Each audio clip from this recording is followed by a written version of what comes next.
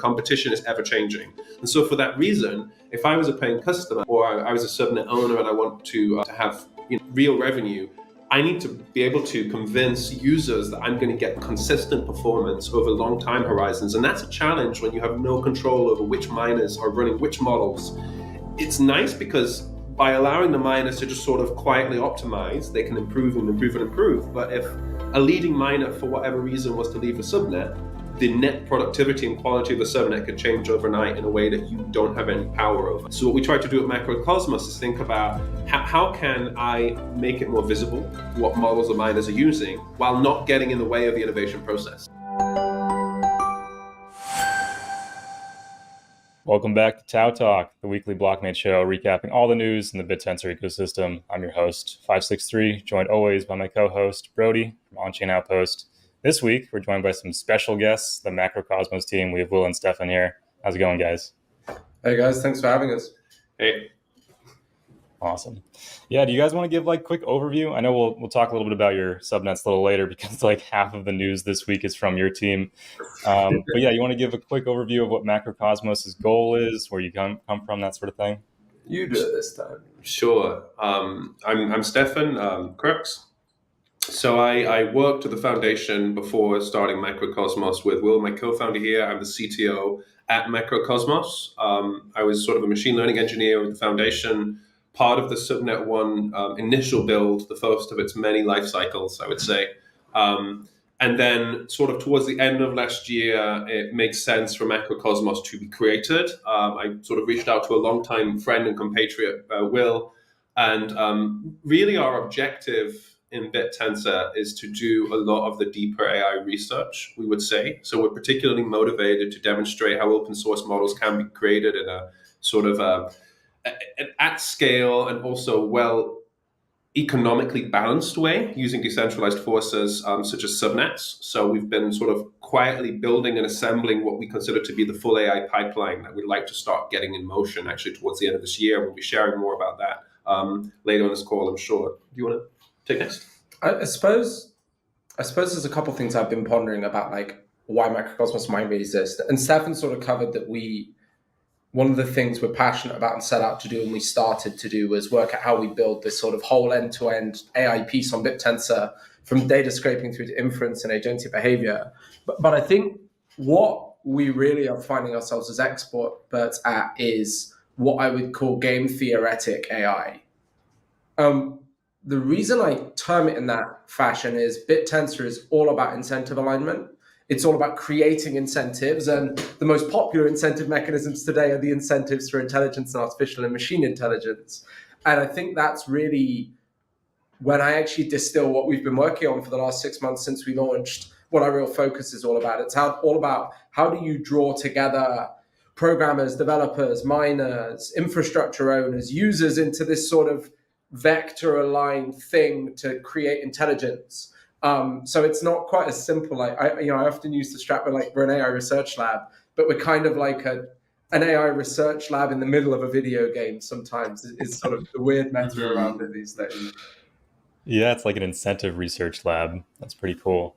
Yeah, one of our straps is we try to talk about unstoppable incentives because we think that's sort of what makes Bittensor win. It's what makes it powerful. If you find this way of like creating an asymmetry between miners and validators, these things just keep going up and there's no real limit to them. And it's one of the interesting things that, as the token price goes up, as the inflationary supply goes up, these commodities sort of, their trajectory increases because more people are drawn to them, more competition, more intelligence, more developers.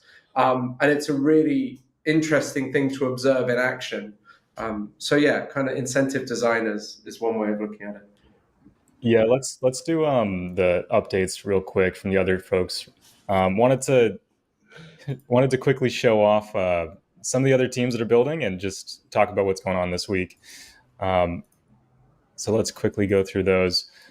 So quick over from Subnet 6 Infinite Games, they just released this new handy dashboard. I'm a big fan of transparency, as I know most of you guys are. And yeah, for folks that don't know, these guys are working on prediction markets. There are I think there are 3 sports prediction subnets right now, but Infinite Games is working on all predictions. So anything from Polymarket to Azuro, those types of prediction markets, if folks are familiar. And yeah, where do you guys think ML has a role in this prediction market? Is there a place where real-time data just gets rid of all of the edge in these predictive markets where there's no intuition any left? So I actually met Shadi and the guy behind the team running Infinite Games this week, and thought their approach was really interesting because it's a bit more generalized maybe than some of the discrete subnets focusing on like one type of prediction. So kind of interested to see what they do. Think they're moving in the right direction. We talked a lot last week about making incentives and subnets directable, and I think having this broader landscape of prediction is a really good space for the prediction markets to move into, because I think all of the prediction subnets, it's a really obvious use case for Bittensor, have sort of come up against some of the puzzle pieces they need to build to make them work really well. We've been working with Arash on this idea of like a release capacitor, so you can delay reward for people to effectively have good long run predictions. I think some other groups are looking at like ELO type systems to incentivize people over long periods of time. Cool. But I think prediction is definitely a use case for Bittensor, and I think it's interesting to see all the different teams developing different ways of tackling the problem. And a lot of what I think is what we're seeing, the different emergent incentive designs come to play in different spaces. So like the deterministic inference design was kind of the first big innovation that everybody sort of gravitated to and worked. Subnet 19, Subnet 18, Subnet 4.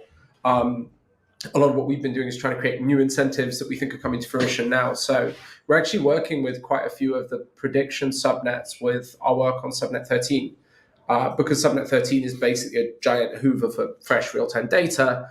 So if you plug that into prediction subnets, it's super valuable. So we actually see Subnet 13 as increasingly becoming one of the sort of bedrock subnets in the economy, that we actually have a product we're sort of looking to take out called Gravity on that, but we increasingly see it as something a lot of other subnets are going to use and trade into as well. Because if you want data, if you want quick data, fresh data, or if you want volumes of data for AI training, it's very relevant. So yes, it's super interesting what 6 are doing. I went off on a bit of a ramble, but I'm kind of sort of, because prediction isn't our focus, we can sort of sit from a distance and see who's winning and sort of see internally bet on which ideas we think about. But Steph, I don't know from your side if you've got anything to add. Yeah, I've got a couple on. I think prediction subnets in general are a very natural use case for Bittensor actually, and the reason for it is because it's really hard to design an incentive mechanism, which is kind of for the reader that doesn't know Bittensor so well, the incentive mechanism is kind of like the continual training and measurement process of how well the miners do the work. Anything to do with forecasting the future is unexploitable, right? You'd have to look into the future to come up with the answer. So it's a really robust design for that purpose. And I think for that reason, Bittensor can absorb that use case very gracefully. Of course, you need to find some way of balancing how valuable predictions are short-term versus long-term. So for example, predicting the outcomes of games is a certain time scale, time horizon. Maybe it's a couple hours in the future, a couple days in the future. There's other use cases where you have to predict weeks or months or years into the future. I think each of them, as you said, sort of, I see a lot of subnets emerging in the predictive market space, and they're all exploring these different timescales. But yeah, incentives-wise, I can't wait to see what these teams do next. They're all very busy. It's heating up in that department, I would say. Product-wise, something that we have tried to bake into Macrocosmos is the idea of providing a consistent service. So it's quite challenging when the miners are, they're constantly refining their approaches to predicting the outcomes of these events. But of course, there's churn, right? Under the hood, miners are constantly entering and leaving the arena. The competition is ever changing. And so for that reason, if I was a paying customer or I was a subnet owner and I want to have, to have real revenue, I need to be able to convince users that I'm going to get consistent performance over long time horizons. And that's a challenge when you have no control over which miners are running which models. It's nice because by allowing the miners to just sort of quietly optimize, they can improve and improve and improve. But if a leading miner, for whatever reason, was to leave a subnet, the net productivity and quality of the subnet could change overnight in a way that you don't have any power over. So what we try to do at Macrocosmos is think about how can I make it more visible what models the miners are using while not getting in the way of the innovation process. And this is really tricky. And we're certainly making strides on it, but it's a very large research problem that I think something like predictive markets would probably have an approach that might be a little bit different to what we do, which is more sort of, as Will mentioned, agentic AI, pre-training, fine-tuning. These things have a slightly different flavor when we talk about transparency and reproducibility. But yeah, I'll leave it there. Definitely. Really interesting. What types of things do you believe are the most important to predict at a very high level? What types of problems are worth investing in so that you can predict the outcome of those problems? I'm going to go first. Right. My background's in physics, so the thing that keeps me up all night the most, to be honest, guys, is when is the inevitable heat death of the universe going to happen? Right around the corner. On itself, I'd be appreciative, because I don't know if I should buy a house or not. No, but as a serious answer, what do I think is most important to predict? God, that's a great question. I certainly believe there's a big space of STEM scientific research use cases that can be oriented towards fusion research. Folding proteins is something that we already do. We think that's tremendously important for Bittensor to participate in. Predicting these kinds of structures, that's not forecasting in the sense of a predictive market, but I think these structures it's a nice overlap of humanitarian value creation while also being a really tricky problem and a fertile ground for miners to continue to innovate. So I like them for that reason. What about you? Yeah, Steffen and I are fully aligned. We're both at heart academics in a lot of ways. Like at heart academics. For a long time since I've certainly been one. I hold a research fellowship. I care a lot about ultimately sort of like bedrock scientific problems. My background's actually in engineering and cities. So how do you make cities healthier, better? Otherwise, I spent like 5 hours the other day wargaming how we do a renewable energy price prediction subnet, because that's something that helps to drive decarbonization of the grid, which I'm passionate about. And I think a lot of those pieces are the things that I find more interesting. Like sports betting, for example, I don't sports bet. I'm not a gambler. So for me, it's not something that thrills me. And DeFi, the only way I can survive in crypto is assuming I'm the stupidest person in the room on finances. So DeFi bit. But for me, it's really actually what's cool about Bittensor is at its heart, it's like the purest expression of a blockchain, which is just a big decentralized computer. So shit that you can do like big decentralized computer stuff on is what I get really excited about. You came up with something really cool last week, the urban planning piece. It's like, what happens if the miners are just navigating a virtual environment, which is like a city that they're co-creating in some optimizational way so that traffic flows are reduced and life expectancy. It's like The Sims. And if you win, sounds like it.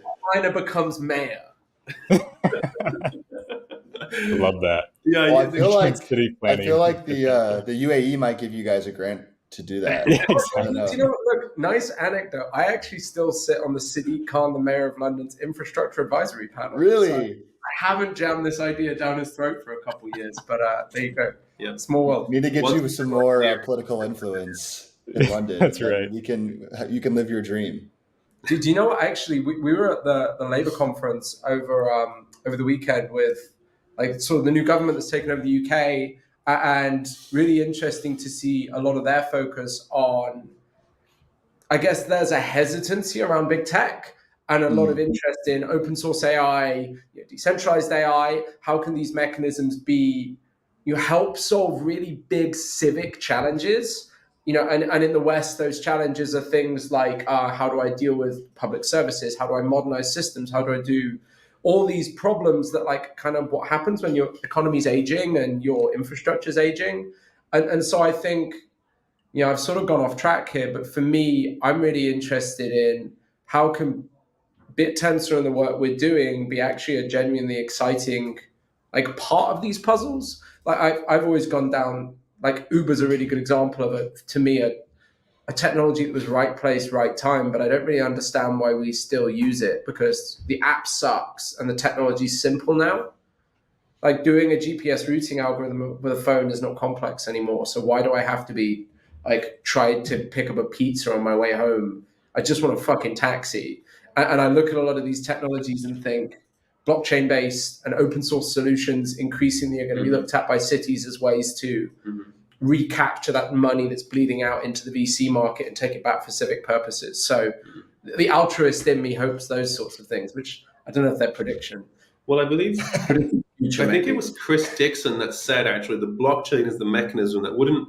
People are often afraid that the taxi drivers will lose their jobs due to automation and Uber will continue to persist. But blockchain is an opportunity to remove Uber with smart Exactly. contracts, and then the drivers can just have complete transparency over their takes, low take rates, high predictability, high yield. It is a really interesting reformulation of it. I feel like I'm going to go further off track with use cases for subnets, so you guys might remain as a very fun topic, but it's a long one. We have like a rule that like we already have too many subnets. No more subnets. Well, speaking how Bittensor swallows everything, let's go to this new subnet that launched on mainnet, NextPlace AI. So these guys are working on real estate, basically trying to predict having miners predict the sale price and the sale time of real estate in the US. Really interesting. If you guys ever heard of Zillow, they have their Zestimates for like housing prices. This is basically like a decentralized Zestimate, and they have a bunch of different markets open right now, and they're just starting up. And I do appreciate the cool dashboards. But yeah, what do you guys think about just how like everywhere Bittensor can be? It's in real estate, it's in all these different markets. Do you think it solves all these problems, or do you just like the experimentation that's going on? I think that it can only solve these problems if miners have a lot to lose by doing a bad job.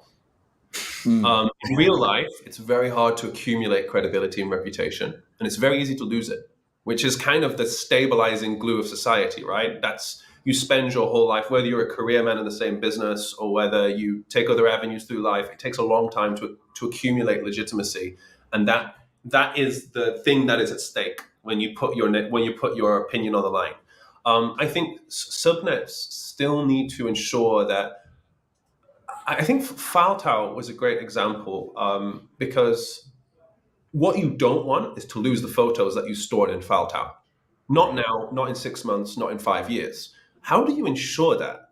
How do you ensure that that miner with your data, it doesn't matter if it's encrypted or not, they might just log out. They might just decide they don't want to mine anymore, and you lose that valuable data. And this is a really hard problem. And I think these predictive markets as well, it's a similar issue, right? It's especially if I'm going to go to this app and I'm going to say, goodness me, this really insightful prediction tells me I can make a phenomenal investment in property right now in Manhattan. So I'm going to sink $1 million into a property, but the prediction wasn't good. And the miner has nothing to lose. The miner just disappears. They get deregistered. So I do think that some tight coupling of reputation or something at stake. You had a really cool idea about a capacitance network or a mechanism, which is sort of the delayed delivery of rewards. Once you've proven that your predictions are good and reliable over a longer time horizon, more like a hedge fund, rather than did you predict the 5-minute candles well 5 times in a row? It's like, were you good consistently for a year? And I think that, look, Bittensor's, they released a new version this week, maybe yesterday, 8.0. 8.0 is the first step towards sort of refactoring and fragmenting what Bittensor is today to a future version, because they've basically separated out the SDK from BTCLE, from the wallet. And the point of this is to allow the community to start being more engaged in adding these important features that were not there in the original versions. So like a delayed reward mechanism is a very natural piece. Eventually, it just starts to sound like some sort of abstraction of a smart contract, right? If you give me good predictions for 1 year, contract is fulfilled, you receive your dividends. And I do think that this is a mechanism that's very important for these kind of services to be reliable, especially when there's a lot of money at stake. Again, if I'm buying property, I want to be damn sure that this prediction was bulletproof.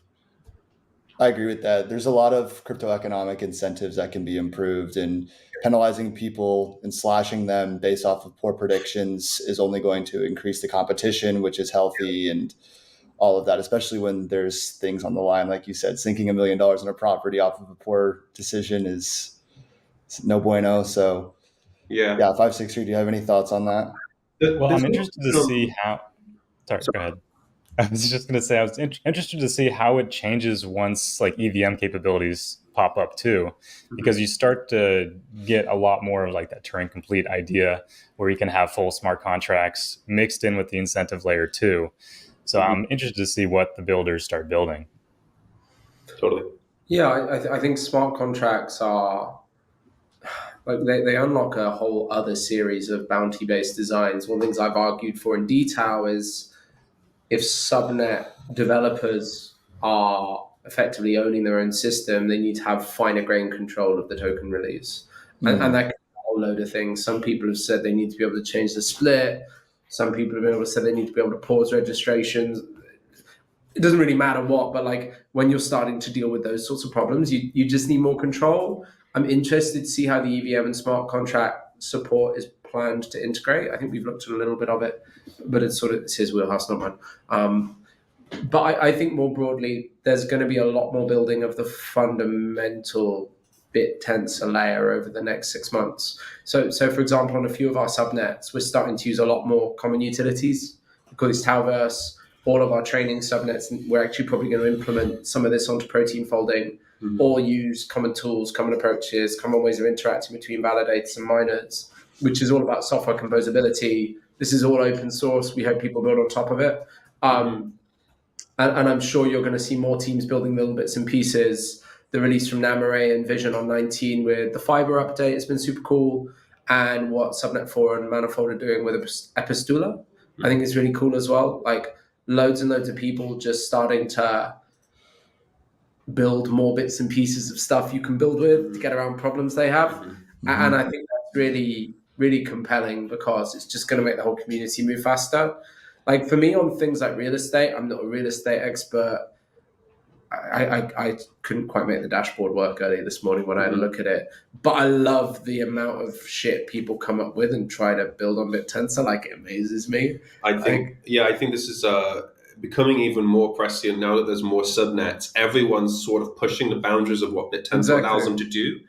Subnet 9, for example, back in its heyday, well, back in its day, should I say, back in the beginnings of its build, before time, they realized that signups just wasn't suitable, right? You don't want to send a language model over the wire. And I don't mean like a text string. I mean the entire language model between the validator and the miner. It's just painfully inefficient. So they realize they can use this sort of shared remote location where data can be uploaded and downloaded. That's, I'd say, one of the first sort of post-Bittensor innovations, where they realize the synapse is only actually useful when the payload is only so big and you only need to exchange it so often. And with there being more subnets, and especially with more diverse subnets, people are constantly challenging the groupthink or the limitations of what we think the SDK needs to support. In fact, I think at the beginning of the call, you guys suggested the idea of we're an incentive lab. That's actually the code name for an internal research project that we have right now, which is aimed to help subnet designers abstract away a lot of their sort of contextual specifics and bake it down to its incentive building blocks so that you can simulate it. So you can show this is how it should act nominally in the real world. And you can pull away a lot of the details, whether it's housing markets or games or, even if it's model training, you can still say, okay, rewards should look roughly like this. If you synchronize a system this often and you set weights, this is what good should look like. And at least in science, you have to be able to come up with a theory that explains the data. And I think that that's also something that we would love to bring. It's going to help validators do due diligence in subnets, because subnet owners will have to say, this is how it was designed. And this is how it works in real life. You can see that we've got this under control. And it's another layer of observability, I guess, and building trust between subnet owners and validators. You've got opinions on this as well, I'm sure. I mean, honestly, guys, like you don't have to suffer through our Teams channels, which are just fucking flooded with graphs. Like when you have like 25 data scientists, all they do is make charts. They don't talk English, they talk like histogram. So he's like, oh, it's an incentive lab initiative. It's bullshit. It's just loads of fucking text at 8 a.m. He's like, look at my pretty graph describing this. And I'm like, why not words, Steffen? Why not language? Like these fundamental things. But no, it is really cool. And it's one of the, I think for our sins, we own more subnets than anyone else, not everyone else, thank God. But you start to see so many common pieces, and like, oh, you do monitoring in a common way. Like, I love the stuff that Ref and the Horde team did with Grafana, the back tensor repo. It's awesome. And like, there's loads of different stuff where like, you just find common problems, common things. You're trying to find a way of tracking a reducing function between multiple entities. Oh, maybe we should just write a package for it. Yeah. And that's what's, we're certainly being like, oh, we were really stupid building this 4 times in subtly different ways. And I think a lot of the community is feeling the same as well. Yeah. So next wave is very much around composability, I think. Something that we recently released is actually a standalone repo which handles organic requests for inference subnets. And basically, it's not exactly cookie cutter amongst all of them, but like whether it's you want to detect deepfakes in images or AI generated text, or you literally just want to you want the backend to a chat app. The idea is user query goes in, prediction comes out, and that's a pretty generic object, something that should be just able to sort of attach to the side of a subnet without all of the overhead of rewriting it 5 times. So we've released that. I believe it's called Organics or something, Macrocosmos Organics. I can add a link after this call, but that's an example of us trying to not repeat ourselves, I guess. And we've been very fortunate that our subnets span a very large range of sort of the dynamics of subnets. So subnet 1 is sort of real-time language-based requests. You can think of it as something equivalent to a chat GPT with agentic workflows behind it. So the expected sort of round-trip time for a query going in and an answer coming out is a few seconds. On the other side, we have language model pre-training, which is sort of we specify a competition and then 3 weeks later a model pops out. So a very different timescale and also a very different amount of data that has to be sort of organized. The language inference step is, a few hundred tokens maybe, so a couple hundred words, whereas a model is like a blob of 20 gigabytes of intelligence distilled into a file.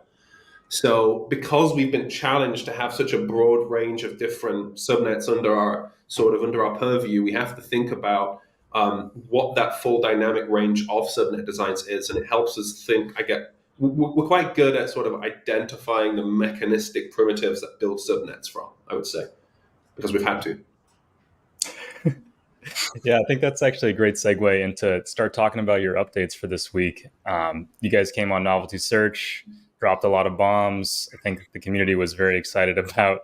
I know one of my favorite things is to listen to nerds like nerd out about topics they're very interested in and very excited about. And when Const came on and started talking about his distributed training work and obviously your work and the work the Manifold has done, it was awesome. It was peak excitement. But yeah, let's talk about that a little bit about distributed training.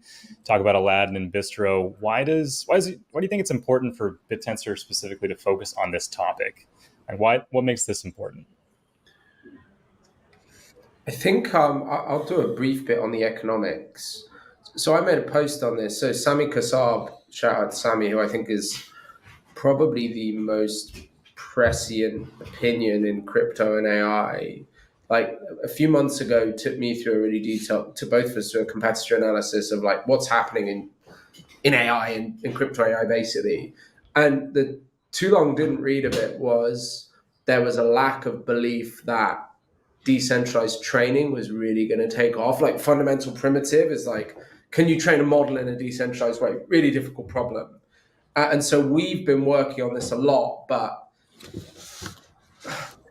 one of the big unlocks is like, it's great if you can run a model, deploy a model, augment a model on chain. If you can't train a model in a decentralized manner, it's kind of a no-go. So Subnet 9, which we built initially, is very much a sort of first case of how do you do decentralized training. It represents a certain meta. We're very proud of it. But a lot of our effort in the background is looking at different ways of solving this problem, like swarm training, BISTRO, Aladdin, all sorts of other side projects. That there's been a load with code names that didn't make it out. I'll let Steffen talk a little bit more about that, because one thing we stand quite strongly behind this is we've stopped releasing part-baked subnets. Like there's a lot of and we never really did it, but the earlier days of Bittensor, we'd never released the shit that we thought was great back then. But we've had a lot of ideas, semi-baked designs, half-built things that we don't let hit public. When we do let stuff go public, it's very well tested. We spent the last, I think, 4 weeks, 6 weeks testing our protein folding release, which went live on Tuesday, because we think like testing is an important part of software development, and you should lean into it. I think other subnets recently have been like, oh, we've come to mainnet, we're not testing. I guess a short example on the Aladdin and BISTRO experiments is I think we spent over $100,000 running those experiments, probably $150,000 Wow. over the last month. Like, so this is like non-trivial. Like, all I'll spending say of is our capital. CFO was weeping on the floor. He was all the not time. happy. But we think it's important to keep testing and keep researching and like trying to break this stuff. And all credit to Noose's innovation. We got excited when we looked at that, and it sort of made us want to talk a bit about what we're doing. Which I guess, Steph, I'll segue to you, I guess, on. Yeah, I think in order for me to answer the question of distributed trading, I would take a step back and try and identify what blockchains are naturally really good at doing, guys. So during COVID, the first exascale computer in history was folding at home, which is a citizen compute blue sky science research project where people voluntarily gave up their CPU time so that some research could be done. And of course, there was a surge in interest in this project because of the imperative of a pandemic. So people were very motivated to contribute, to participate. This was not even incentivized, right? People just did that voluntarily because everyone's intentions were approximately aligned in that moment because of the impending doom of the pandemic, which is hopefully we don't need one of those in the future to incentivize people. So what blockchains are really good at is I guess, tapping into a similar size pool. Okay, compute at scale, very hard to access in a centralized way. And I think that protein folding is a natural use case for it. It's very compute heavy. It's very difficult to access. Before this exascale compute moment was achieved by folding at home, I believe the largest centralized supercomputer in the world was actually managed by my PhD advisor. It's called the Frontier Supercomputer at Oak Ridge National Lab. And this was, it's a phenomenal machine, and there's researchers queuing around the block to get access to it, but unfortunately the line is long. And unfortunately, sometimes if you've got more citations as a researcher, you get preferential access to the machine, which becomes it's like a gatekeeper effect. Macrocosmos basically exists because Steph just wants a big I just want a to play with. But he just found a way of controlling a fucking massive computer, and he's not been able to shut up since he discovered it. Look, I'm finding my way to the answer here. So because of that compute opportunity, let's talk about what is really important right now in the world. It's the emergence of generative AI. It seems like it's finally arrived. It's really found its use case. And the downside is it's prohibitively expensive to train these models, which means that there's a very small number of companies in the world that have the resources to be able to train models at scale, the Metas, the OpenAIs, so on and so forth. I also think that there's going to be a continual dropout effect until there's just a couple games in town, if not one, and that is an existential threat. I think for many of us, we can agree on that. So Bittensor, and more broadly, the blockchain is a way for people to band together and become incentivized so that there's enough compute at scale that's available to actually compete with these supergiants. The fabric that would weave that together would be something akin to distributed trading. So Subnet's design is tried and tested. It's done phenomenally well. We've trained world-class models at their sizes. We're enormously proud of it. But the question that we often ask ourselves, I certainly ask him, and he tells me to stop asking, to be honest, is how do we reach 100 billion parameters? How do we beat ChatGPT? The blockchain will enable it to happen, but we have to think about how we stitch together all of those computers around the world. It's really hard to do, especially when I'm not controlling those computers. I'm simply exerting soft power through incentivization to get everyone with those computers to work in the same direction and not subvert it. Because all it takes is a few bad apples and you'll poison the whole pie. I don't think that's a real metaphor, but you see my point. No, but I think it is really important. And the distro innovation from Noose was all about how do you handle compression and doing this with lots of computers, not in one big data center. So like the whole meta around large language model training is you build a really big fucking building, fill it with really closely coupled GPUs and let them all think for a long time and create something more intelligent than them. And that's great. But like, I can see Steffen's MacBook Pro with an M4 chip and 128 gig of VRAM right there, and it's not doing anything. So think of like, and I'm looking around the co-working space where I see like 4 laptops, all look like MacBooks. So there's this whole latent compute problem, and even the sort of hours when you're I think we have a shed load of GPUs running at any day. Their utilization is probably like 70% or something. They're not running every minute of every day. So when you look at this like availability thing with compute, like, could I get an extra buck if your compute is used to train a model when it's not going? That's a really compelling use case. Like iPhones, MacBooks, spare H100s, spare A100s, take a pick. So there's this whole like economic opportunity of underutilized compute. Like the most interesting graph I've seen that makes a case for Bittensor it was in The Economist, and I think it was in March. It was just before we founded. And the predicted data center size for generative AI by, I think, 2020, I think it's 2026 or 2030, is about a third of the current data center capacity currently utilized for cryptocurrencies.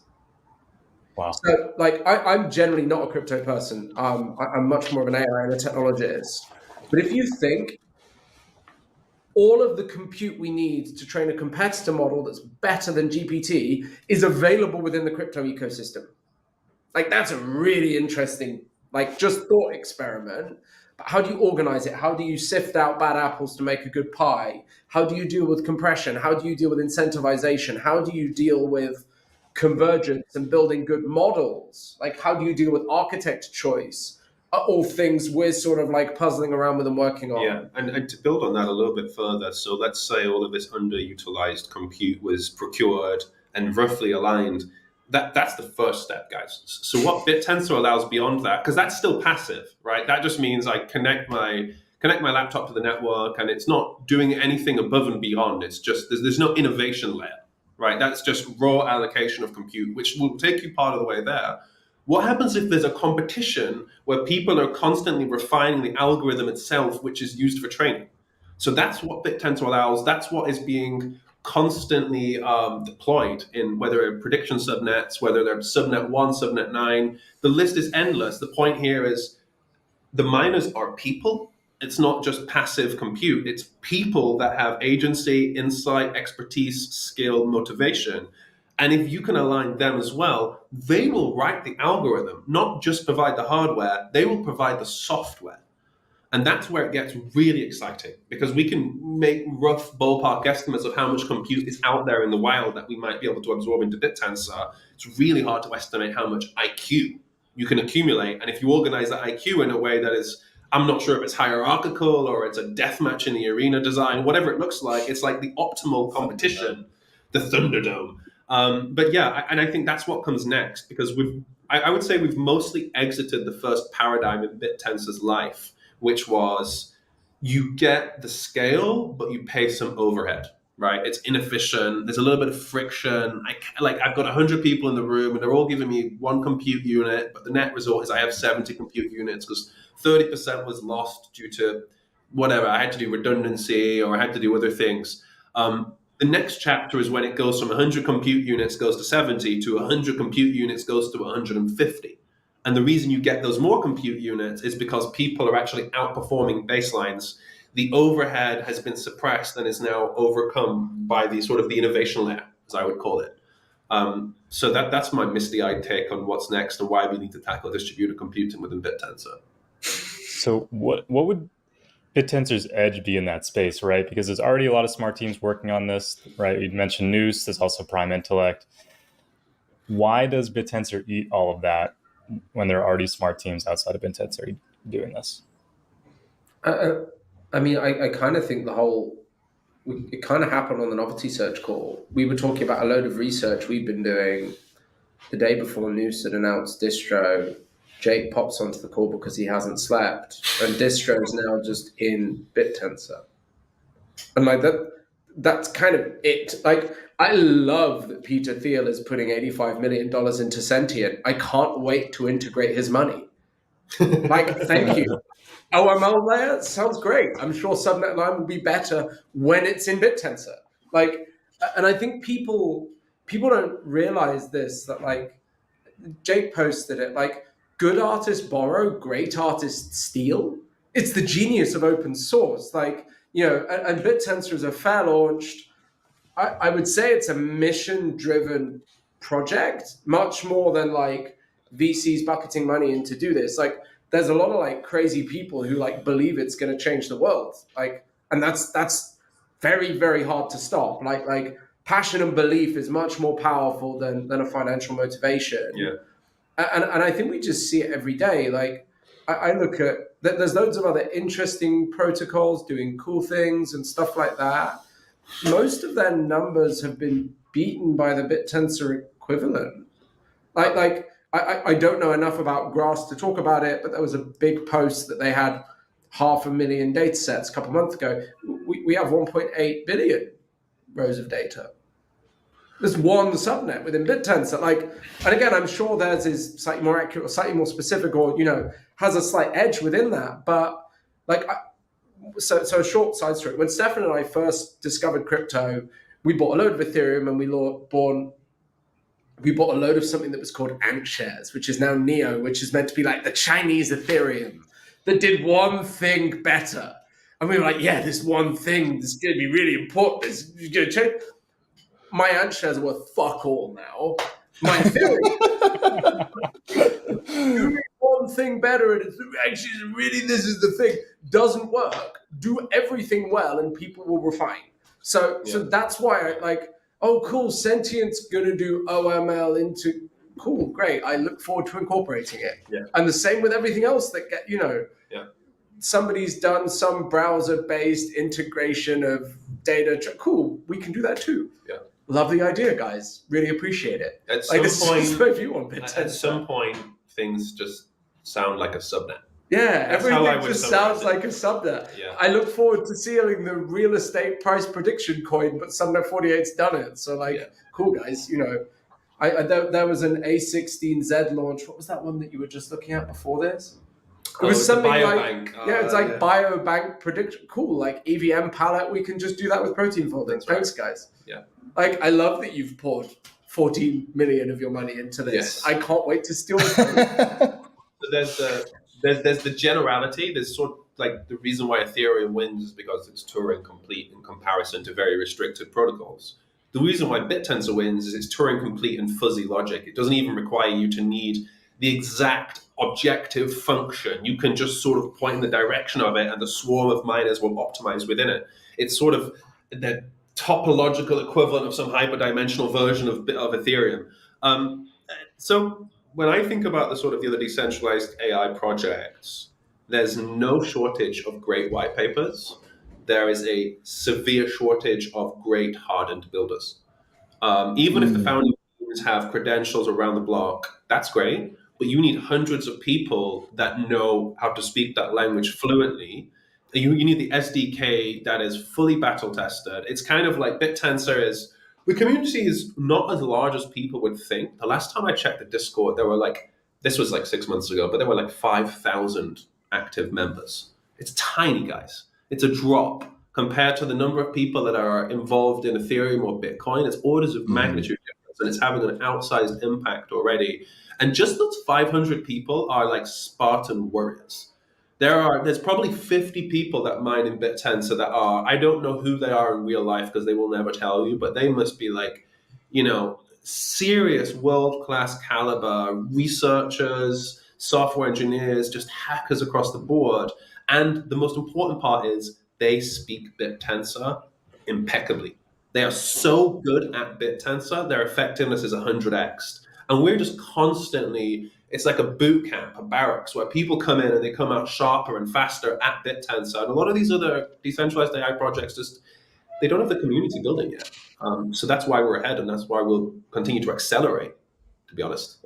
Yeah, I mean, that's clearly what Bittensor's mode is at this stage right now. That makes it a completely different beast than a lot of these other AI projects, is we've got AI ML builders, native AI ML builders like you guys, like other people in the ecosystem who recognize the benefit of crypto economic incentives as opposed to the opposite, where there's a lot of crypto native builders trying to, build in the AI space. And I don't believe that those two are equally the same at all, right? And I guess I got a kind of follow-up question for you. It's like, how do we, I guess, indoctrinate more talented people like you guys to kind of come into Bittensor? I mean, stuff like this helps where they can kind of log on and hear this stuff, but there's always going to be some level of skepticism, especially from the AI ML crowd, when anything involves, crypto, because of the way that, the mainstream media has kind of painted crypto in this light. But I mean, I was having a conversation yesterday with Giles from Tensora, and we were talking about how Bittensor is fundamentally not crypto. It's something completely different. It's its own thing. So I'm kind of curious how you would pitch that to a talented AI ML dev, such as someone from, OpenAI. They're having a huge dropout rate right now, given, some circumstances that are happening internally. So how would you pitch that to someone to onboard that talent into Bittensor? I think Bittensor needs to do better at developer relations in general. That's constructive criticism and one that a lot of the community shares. We certainly agree that it can feel sketchy to become a miner, but this is sort of a tarnished reputation that mining has from other projects, whereas in Bittensor, what I would tell people is if you're a skilled ML researcher, you can monetize your skills and expertise in Bittensor by doing the thing that you love and being compensated for it. So for example, here, half of our engineers have PhDs. We don't mine officially, but if we wanted to mine, we wouldn't win. Because the kind of people that are out there, these are like Kaggle competitions on steroids. The people that are winning at these are really, really talented. And look, the incentivization is very strong as well. So people that are ML researchers that want somewhere, I think of it as a bit of a testing grounds for people at this point. Just like Kaggle competitions have become a badge or a certificate. You're like, oh, I won Kaggle competitions. It's like, I managed to get in the top 10, like I got in the top decile of Subnet 1 for a week. That should be the new badge that you wear because that means a lot. Mm-hmm. Just to add to that, though, that we're I think 28 people as of today. Like our little slide on novelty search is like 8 people out of date. We have a bunch of Google engineers. Our first ex DeepMind engineer joined us.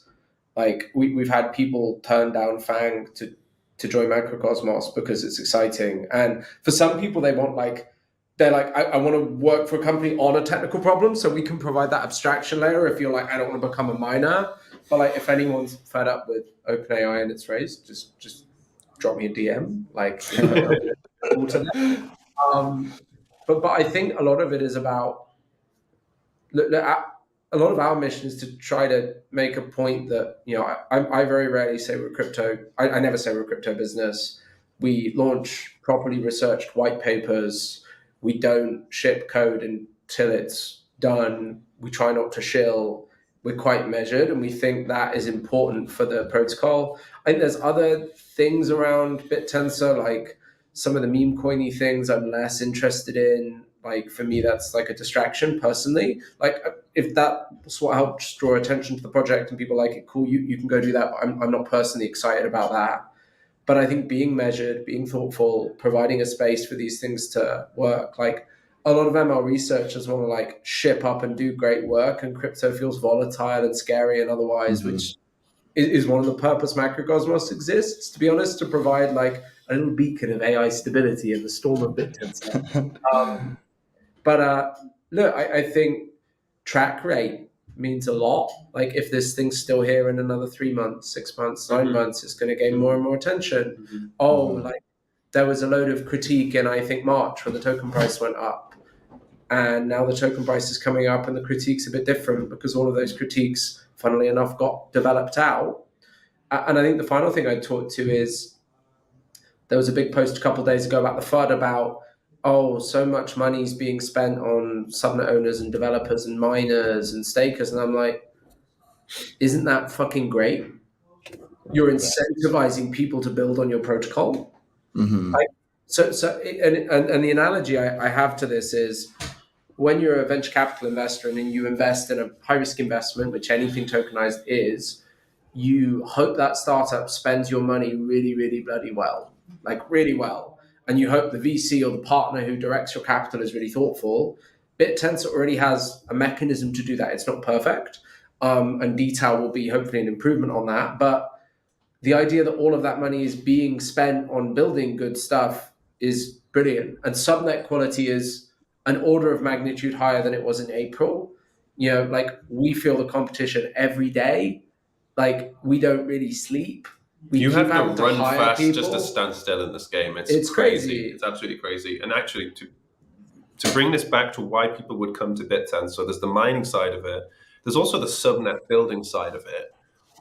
I have grown so much as a machine learning engineer by trying to build an incentive mechanism. It's an entirely different game because what actually happens is every exploit in the attack surface of your models will be found and it will be subverted. And this forces you to think in a much more panoramic way about the products and services that you're building. And in turn, it fortifies them. They become much more resilient. They become much more performant because if you're working in a centralized company, for one thing, you're probably working on a really narrow problem. Whereas as a subnet owner, you're working on 15 things at once. You're trying to perfect the state of the art in the particular use case, while at the same time thinking really carefully about telemetry, observability. How do you communicate this? How do I build a stable service on top of this boiling soup of geniuses that are mining my subnet? It forces you to go so much deeper into the weeds and sort of wear many hats. I think it's really rewarding work. There's so many dimensions to Bittensor. Yeah.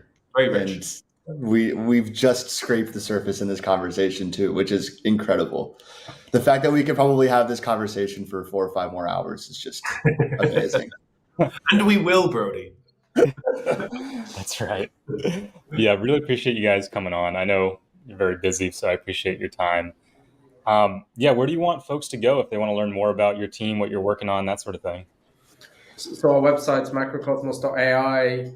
If you're a disaffected OpenAI researcher, our careers email is at Macrocosmos.ai. You can find us on Twitter. Macrocosmos AI. Guys, this is Macrocosmos AI. We're relatively simple on that.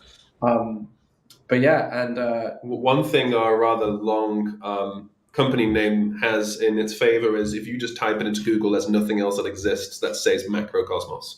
So just type it into Google and you will find us. No one ever gets we it will when find we you. Say it. Yeah. That SEO game is strong. Yeah. Well, thank you all for tuning in. Be sure to subscribe to the TAO Times newsletter if you want an even deeper dive into this week's updates. And if you want to join the conversation, come join us in the Blockmates Discord. See y'all next week. All right, thanks for listening. If you enjoyed the show, please give us a like, subscribe, and turn the notification bell on for next time. See ya.